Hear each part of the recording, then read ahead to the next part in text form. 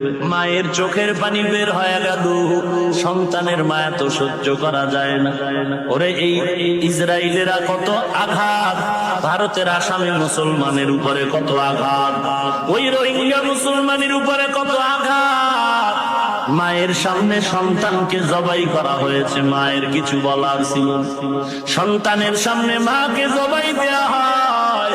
তুমি আজকে মুসলমান মুসলমান দ্বন্দ্ব করো, ফিরে ফিরে মুড়িদে মুড়িদে দ্বন্দ্ব করো, কপালে লেখা নাও বেশি দূরে নাই, অল্প সময়ে সেই বিপদ তোমার আমার উপরে আসবে। এটা বেঈমানের কারণে না, তোমার আমার সুন্নতের জবাই করার কারণে। খানা খাইতে বসছো, সুন্নতের খবর নাই, দস্তারখানের খবর নাই, টুপির খবর নাই, বিসমিল্লাহর খবর নাই, রাস্তায় হাঁটবি ডান পাশে হাঁটবি খবর নাই, খানা খাইতে দোয়া পড়বি নবীর তরিকার সুন্নতের দোয়ার খবর নাই, ওযু বানাবি 5 বার নামাজ